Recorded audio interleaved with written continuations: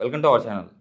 ఈరోజు చాలామంది ఫేస్ చేస్తున్న ప్రాబ్లమ్ అరికాళ్ళ మంటలు, తిమ్మిర్లు వస్తున్నాయి ఇట్లా అని చెప్పేసి బాధపడుతుంటారు కదా! వీళ్ళందరికీ విటమిన్ బి12 లోపం ఉండొచ్చా? ఉండకపోవచ్చా?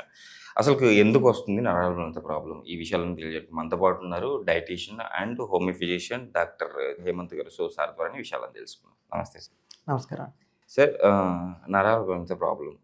నరాల బలహీనత ప్రాబ్లమ్ అనేది విటమిన్ బి12 లోపం వల్లనే వస్తదా? ఇతర ఏ కారణాల వల్లైనా వస్తదా? నరాల బలహీనత అంటే ఏంటంటే అండి, పొద్దున పూట లెగవంగానే కాళ్ళు మంటలు పుట్టడం. అంటే ఎర్లీ మార్నింగ్ లేవగానే కాళ్ళు బాగా మంట పుట్టడం. లేదు మార్నింగ్ లేవగానే ఫస్ట్ స్టెప్ ఏయంగానే హెవీనెస్ అంటే కాళ్ళు బాగా మొద్దుబారిపోవడం, చాలా బరువుగా ఉండటం. దీంతో పాటు ఏంటంటే కాళ్ళలోని ఒక చీమలు పరిగెడుతూ ఉంటే, చీమలు తిరుగుతూ ఉంటే ఎలా ఉంటుంది. సో, ఆ రకమైన సెన్సేషన్ వస్తుంది. ఓకే. ఇంకొంతమందికి ఏంటంటే ఎలక్ట్రిక్ షాక్ లైక్ వేవ్స్ అంటే కాళ్ళు కింద నేల మీద పెట్టంగానే లేదు ఒక అడుగు వేయంగానే ఒక షాక్ లాగా పైకి వెళ్తుంటాం. ఇవన్నీ ఉంటే నరాల బలహీనత ఉన్న లక్షణాల కింద మనం కన్సిడర్ చేయవచ్చండి. ఇది బి12 డెఫిషియన్సీ అనే కాదండి, చాలా రకాలు ఉన్నాయి. సో, కొన్నిసార్లు ఏంటంటే షుగర్ వాల్యూ కంట్రోల్ అవ్వకపోయినా, బి12 డెఫిషియన్సీ అయినా, విటమిన్ డి డెఫిషియన్సీ అయినా, ఇలా చాలా కారణాలు ఉన్నాయి. ముఖ్యంగా షుగర్ ఉన్న వాళ్ళైతే ఈ బి12 డెఫిషియన్సీ చూసుకోవటం, లేదా షుగర్ లెవెల్ ఎక్కువగా ఉంటే ఈ కాళ్ళు మంటలు, తిమ్మిర్లు రావటం ఎక్కువగా జరుగుతుంది. ఇప్పుడు మైలిన్ షీత్ ఎందుకు డ్యామేజ్ అవుతుంది సార్ విటమిన్ బి12 లోపం వల్ల? వీళ్ళకి ఏమవుతుందంటే అండి, జనరల్‌గా నరాల పైన మైలిన్ షీత్ అని ఒక లేయర్ ఉంటుంది. ఎలాగైతే ఒక కాపర్ వైర్ చుట్టూ ప్లాస్టిక్ పూత ఎలాగైతే ఉంటుందో, ఇలాగే మన చుట్టూ నరాలంతా మన బాడీ మొత్తం అంతా ఉంటాయండి. బ్రెయిన్ దగ్గర నుంచి పాదాల దాకా. So, central nervous system, peripheral nervous system అని ఉంటాయి. వీటన్నిటిని కనెక్ట్ చేసేది నరాలు. అంటే ఒక చోట నుంచి ఒక చోటకి ఇన్ఫర్మేషన్ ట్రాన్స్ఫర్ అవ్వడానికి నరాలు అనేది బాగా ఉపయోగపడుతుంది. ఓకే. ఈ నరాల పైన మైలిన్ షీత్ అని ఒక లేయర్ ఉంటుంది. ఎలాగైతే మన కాపర్ వైర్‌కి ప్లాస్టిక్ పూత ఎలా ఉంటుందో, అలాగే నరాలకి పైన చుట్టూ మైలిన్ షీత్ అనేది ఎక్కువగా ఉంటుంది. ఈ మైలిన్ షీత్ డెవలప్ అవ్వడానికి విటమిన్ బి12 అనేది కావాలి.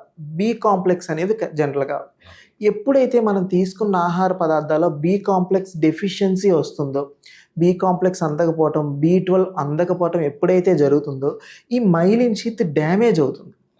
ఇది తీసుకున్న ఆహార పదార్థాలు.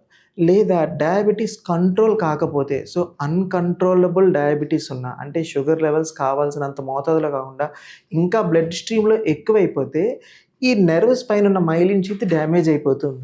ఓకే. సో, ఇలా మైలిన్ షీత్ డ్యామేజ్ అయిపోతే ఏమవుతుంది? సో, నరాల మంటలెక్కడం, కాళ్ళు మంటలెక్కడం, సో ఇలా డిఫరెంట్ టైప్స్ ఆఫ్ సింప్టమ్స్‌తో ఉంటాయండి. సార్ ఇప్పుడు డయాబెటీస్ అన్‌కంట్రోలబుల్‌లో ఉన్నప్పుడు మైలిన్ షీత్ డ్యామేజ్ అవుతుంది అంటున్నారు. సో, బ్లడ్ ఫ్లో కూడా అలాగనే అంటే స్లో డౌన్ అవుతదా? ఏమన్నా ఫాస్ట్‌గా ఉంటదా? డయాబెటీస్ ఉన్న వాళ్ళకి ఏంటంటే అండి, బాడీలోని కావాల్సిన దానికన్నా చక్కెర శాతం ఎక్కువగా ఉంటుంది. షుగర్ శాతం ఎక్కువగా ఉంటుంది. అది బ్లడ్ స్ట్రీమ్స్‌లో కాళ్ళల్లో గానీ, చేతుల్లో గానీ ఇలాగ ఉంటుంది. ఎప్పుడైతే ఈ బ్లడ్ స్ట్రీమ్ ఎక్కువగా ఉంటుందో పైనున్న నరాలు మైలిన్ షీత్ అనేది డ్యామేజ్ అయిపోతూ ఉంటుంది. ఓకే. కొంతమందికి కొలెస్ట్రాల్ లెవెల్స్ ఎక్కువగా ఉంటాయి. డయాబెటిక్‌తో పాటు కొలెస్ట్రాల్ లెవెల్స్ కూడా ఎక్కువగా ఉంటాయి. దానివల్ల ఏమవుతుంది, ఏదైనా ఒక పార్ట్‌కి కానీ, ఒక అవయవం, సో కాళ్ళు గురించి మాట్లాడుకుంటే కాళ్ళకి కావాల్సినంత రక్త సరఫరా అందదు. ఎందుకు అందదు? ఆ రక్తనాళాల్లో కొవ్వు ఎక్కువ చేరుకుపోవటం. సో హైపర్ లిపిడీమియా అంటారు. కొలెస్ట్రాల్ లెవెల్స్ ఎక్కువైపోయినా, లేదా డయాబెటీస్ అనేది కంట్రోల్ కాకుండా ఎక్కువగా, అంటే ఇప్పుడు హెచ్‌బీఏవన్సీ చూసుకుంటే 3 నెలల పాటు గ్లూకోజ్ లెవెల్ చూసుకుంటే 7, 8 అలా కంట్రోల్ అవ్వకుండా డయాబెటీస్ చాలా వరకు ఎక్కువగా ఉంటే కాళ్ళకి కావాల్సినంత రక్త సరఫరా అందదు. ఎప్పుడైతే కాళ్ళకి కావాల్సినంత రక్త సరఫరా అందదో, సో కాళ్ళలో అల్సర్ డెవలప్ అవుతుందండి. సో మీరు చూస్తుంటారు డయాబెటీస్‌లో కొంతమందిలో కంట్రోల్ అన్న వాళ్ళకి కాళ్ళు నల్లగా వచ్చేస్తాయి. గ్యాంగ్రీన్స్ అంటారు. ఓకే. సో అలా కాళ్ళు నల్లగా గ్యాంగ్రీన్ డెవలప్ అవుతుంది. ఇంకా దాన్ని సరిగ్గా ట్రీట్ చేయకపోతే కాలు తీసేసే పద్ధతి వరకు చాలా వరకు ఉంటుంది. అందుకే మీరు చూస్తుంటారు షుగర్ ఉన్న వాళ్ళు బయటకి ఎక్కడికి వెళ్తే చెప్పులు వేసుకోండమ్మా, జాగ్రత్తగా వెళ్ళండి, దెబ్బ తగలకుండా వెళ్ళండి అంటారు. ఎప్పుడైతే వీళ్ళకి ఏదైనా దెబ్బ తగులుతుందో ఆ పుండు సరిగ్గా మానదు. ఎందుకని? కాళ్ళకి కావాల్సినంత రక్త సరఫరా ఉండదు. ఓకే. రక్త సరఫరా ఉండదు. రక్తంలో షుగర్ శాతం, చక్కెర శాతం ఎక్కువగా ఉంటుంది. ఎప్పుడైతే రక్తంలో చక్కెర శాతం ఎక్కువగా ఉంటుందో బ్యాక్టీరియల్ ఇన్ఫెక్షన్స్, వైరల్ ఇన్ఫెక్షన్స్ తొందరగా వచ్చేస్తాయి. సో ఆ వూండ్ హీల్ అవ్వడానికి చాలా వరకు టైం పడుతుంది, లేదా వూండ్ హీల్ అవ్వటం ఆగిపోతుంది. ఇలా అవటం వల్ల డయాబెటిక్ అల్సర్ డెవలప్ అవుతుంది. దానివల్ల గ్యాంగ్రీన్ డెవలప్ అవుతుంది. అలా దీన్ని సరిగ్గా ట్రీట్ చేయకపోతే యాంపుటేషన్ అంటే కాలు గానీ, చెయ్యి గానీ తీసేసే ప్రక్రియ దాకా వెళ్ళే అవకాశాలు చాలా వరకు ఉన్నాయి. సో ఈ బి12 లోపాన్ని తగ్గించుకోవాలంటే మనం ఎలాంటి ఆహార పదార్థాలని రెగ్యులర్‌గా తీసుకుంటే మంచిదంటారు? మన ఆహార పదార్థాలనండి ఈ బి కాంప్లెక్స్ సంబంధించినవి ఎక్కువగా తీసుకుంటున్నారు. సో వెజిటేరియన్స్‌లో చూసుకుంటే అండి బి12 మష్రూమ్స్‌లో చాలా ఎక్కువగా మోతాదులో ఉంటుంది. అంటే పుట్టగొడుగులోని సో అవి నేచురల్‌గా కల్టివేటివ్ అయితే ఇంకా ఎక్కువ ఉంటుంది. ఈ బి12తో పాటు విటమిన్ డి కూడా ఎక్కువగా ఉంటుంది. లేదు ఇప్పుడు ఆర్గానిక్ ఫార్మింగ్ అని సో ఇంట్లోనే మష్రూమ్స్ అనేది కల్టివేషన్ చేస్తున్నారు. వాటిలో వైట్ బటన్ మష్రూమ్స్ అని ఇలా డిఫరెంట్ టైప్స్ ఆఫ్ మష్రూమ్స్ ఉన్నాయి. ఏ మష్రూమ్స్‌లోనైనా బి12 అనేది చాలా వరకు ఎక్కువగా ఉంటుంది. వెజిటేరియన్స్‌లో చూసుకుంటే ఎక్కువగా బి12 డెఫిషియన్సీలు ఎక్కువగా ఉంటాయి. అంటే కొన్ని కమ్యూనిటీస్ ఏంటంటే అండి వెజిటేరియన్ ఫుడ్డే ఎక్కువగా తింటూ ఉంటారు.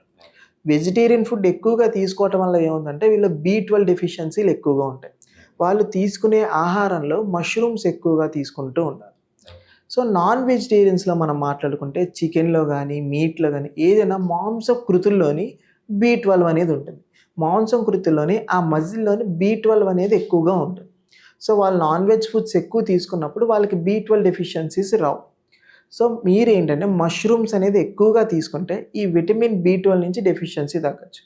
రైస్‌ని కూడా ఎక్కువ సేపు కడగమాకండి. రైస్‌లో బి కాంప్లెక్స్ అనేది ఉంటుంది. అంటే రైస్ పైన ఉండే బి కాంప్లెక్స్ ఈ బి అనే వైటమిన్ ఏంటంటే వాటర్ సాల్యుబుల్ విటమిన్. అంటే నీళ్ళల్లో కడిగితే పోతుంది. ఓకే. సో రైస్‌ని ఎక్కువ సార్లు 3 టైమ్స్, 4 టైమ్స్, 5 టైమ్స్ వాష్ చేస్తే దానిపైన ఉండే కోటింగ్ పోయి ఆ బి కాంప్లెక్స్ అనేది పోతుంది. సో మనం ఆ రైస్ తీసుకునేది రైసే కార్బోహైడ్రేట్ మోర్ ఫుడ్. రైస్ మనం ఎంత తీసుకున్నా తక్కువ మోతాదులో తీసుకోవటం మంచిది. అందులోని ఈ బి కాంప్లెక్స్ పోయిన రైస్ తీసుకున్నారనుకోండి ఇంకా ఎక్కువ డ్యామేజ్ అవుతుంది. సో మీకు బెనిఫిట్స్ ఏమీ ఉండవు. రైస్‌ని ఎక్కువసేపు వాష్ చేయకుండా ఉంటే దానిలో ఉండే మినరల్స్, వైటమిన్స్ దానిలోనే ఉంటాయి. సరే ఇప్పుడు హోమియోపతి విషయానికొస్తే హోమియోపతిలో నరాల బలహీనతకి ఎలాంటి ట్రీట్మెంట్ అందుబాటులో ఉంది? నరాల బలహీనతకండి హోమియోపతిలోని చాలా వరకు బెస్ట్ రెమెడీస్ ఉన్నాయండి. ఒకటి మనం చూసుకుంటే ఫాస్ఫరస్ అని, ఆర్సెనిక్ అని, సో మెగ్నీషియం ఫాస్ అని, మ్యాగ్ఫాస్ అని ఇలా డిఫరెంట్ టైప్స్ ఆఫ్ రెమెడీస్ అనేవి ఉన్నాయి.